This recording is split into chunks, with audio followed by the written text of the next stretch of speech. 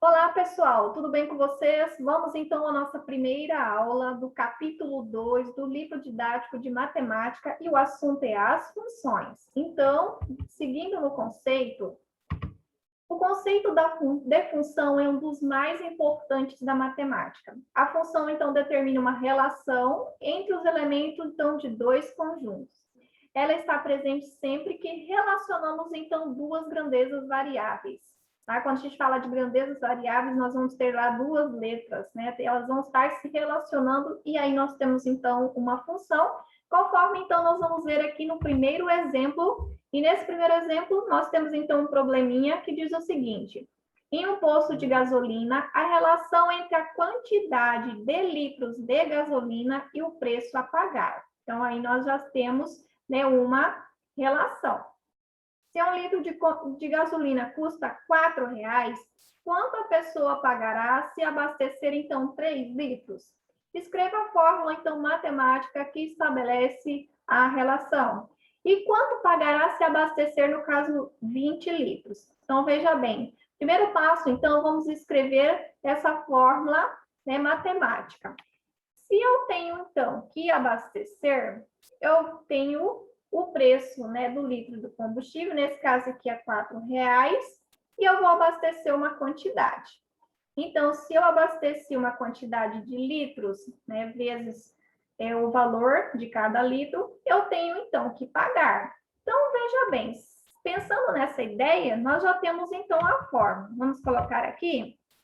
Então, eu coloquei o seguinte: ok, para representar, então, a quantidade que eu irei pagar, ou a pessoa irá pagar, tá? Pode ser outra letra? Pode, gente, qualquer letra aqui. Então, esse que eu coloquei aqui representa, então, a quantidade, né, que a pessoa, então, irá pagar.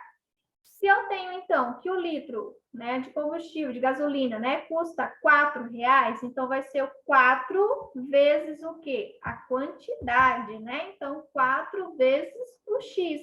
Quantidade, então, representando aqui a quantidade de litros, né, que será, então, abastecido. Pronto, já montamos, então, a formulazinha matemática. Como no conceito, né, no slide anterior, estava falando que função, então é o que? A relação entre duas variáveis. Quem são essas duas variáveis? O que representa a quantidade, né, que a pessoa terá que pagar, e o X, então, a quantidade de litros. Essas duas variáveis estão se relacionando. Por isso, então, portanto, nós temos o quê? Uma função, ok?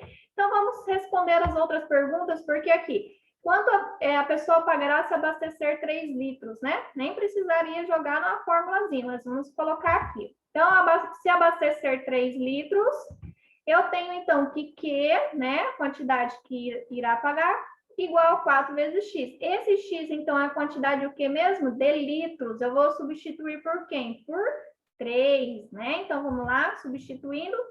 Então, quantidade igual a 4 vezes 3. Multiplicando, então, nós temos o quê? 12. Então, a pessoa, né, abasteceu aqui 3 litros de gasolina, então ela irá pagar R$ 12, ok? Agora, e quanto pagará se abastecer 20 litros? Vamos jogar na formulazinha também? Então, se abastecer 20 litros, formulazinha, então, quantidade igual a 4, que é o valor, né, do líquido de combustível, vezes o X. O X aqui eu vou substituir por quanto? Por 20, né? Que agora a pessoa então irá abastecer 20 litros. Então, substituindo que a quantidade que vai pagar igual a 4 vezes 20. Multiplicando, então, a quantidade que irá pagar, então, é igual a R$ 80. Ok, pessoal? Agora, então, veja bem, a relação, né, entre a variável Q, né, que nesse caso aqui representa a quantidade ou valor a pagar, né, e a variável X, a quantidade em litros, nós temos, então, uma função. Outro detalhe, né, que eu preciso falar aqui para vocês também, é com relação, já que nós temos, né, duas variáveis, uma delas é dependente e a outra, no caso, independente. Então, a variável Q, ela é uma variável dependente. Por que ela é dependente? Porque ela depende, né, do valor aqui do litro de combustível vezes a quantidade de litros, né? Então, ela depende dessa multiplicação, digamos aqui, né? Agora, a variável x já é uma variável independente, porque ela não depende de outro valor, né? O x é simplesmente, né, a quantidade em litros, certo, pessoal? Sempre lembrando também que dependente, né? O que significa a palavra dependente? Depende de alguma coisa, né? O independente não depende, ok? Ainda, né, como lá no conceito, né, estava falando com relação, né, a relação entre dois conjuntos, então, ainda nesse exemplo 1, né, na forma, então, de diagrama de flechas, nós temos, então, que aqui, né, nessa parte, nós temos a quantidade de litros, né, e no outro aqui, então, o preço a pagar. Então, só para vocês verem, né, que a relação lógica entre os dois conjuntos, o valor a ser pago depende, então, da quantidade de litros de gasolina. Então, se abastecer um litro, né, vai pagar o quê? R$ 4,00. Se abastecer, né, 2 litros, pagará, então, R$ 8,00, né? Se abastecer, né, 3, então, pagará R$ 12,00. Então, nós estamos percebendo, então, essa relação, né, entre, então, esses dois conjuntos, ok? No próximo exemplo, então, para estampar camisetas, né, de certa encomenda, o orçamento calculado estabelecia uma taxa fixa de R$ 75,00, mais R$ 9,00 por camiseta, né? Então, determine a fórmula matemática que estabelece a relação e calcule quanto a pessoa irá pagar se ela fizer uma encomenda, então, de 10 camisetas. Então, o primeiro passo aqui, vamos determinar a fórmula matemática, ok? Então, veja bem, se ela vai fazer a encomenda, né, obviamente ela vai ter que pagar. E aí aqui diz o seguinte, que tem uma taxa de R$ 75,00 mais R$ 9,00 por camiseta. Então, 9 vezes a quantidade de camiseta. Então, vamos colocar aqui. Então, a fórmula matemática. Eu vou colocar a letra V, então, para representar o valor, né, que ela irá pagar no final, ok? Então, vamos lá. 75, que é a taxa fixa. Aqui não foi colocado mais? Então, vamos lá. Mais 9 vezes x. X está representando aqui a quantidade, então, por camiseta. Pronto, nós montamos a nossa formulazinha, né? Com relação a esse problema. Agora, veja bem, calcule quanto a pessoa irá pagar se ela fizer uma encomenda, então, de 10 camisetas. Já montei a formulazinha, então, agora, né? Vamos, então, fazer a substituição. Então, onde que eu vou substituir? O X está representando o quê? A quantidade de camisetas. Então, eu vou colocar esse 10, a quantidade de camisetas, aonde? Lá no lugar do X. Né? O V aqui é o valor, né, final que você, né, terá que pagar, a pessoa nesse caso, né? Então, vamos substituir. Valor igual 75 mais 9 vezes 10. 10, né? 10 camisetas, então, que a pessoa vai fazer a encomenda. Então, próximo passo, resolvendo aqui a equaçãozinha do primeiro grau, né? Eu vou ter que fazer o quê? Fazer a multiplicação, né, de 9 vezes 10 para depois somar. Não pode esquecer dessa ordem, né? Tem gente que acaba errando, monta tudo certinho e erra aqui no finalzinho, né? Então, multiplicando primeiro. Então, valor igual 75, 9 vezes 10, 90. Agora eu vou somar. Valor, então, 75 mais 90, R$ 165,00. Então, nesse caso, né, a pessoa, se fizer, então, essa encomenda, né, de 10 camisetas, ela irá pagar, então, R$ 165,00.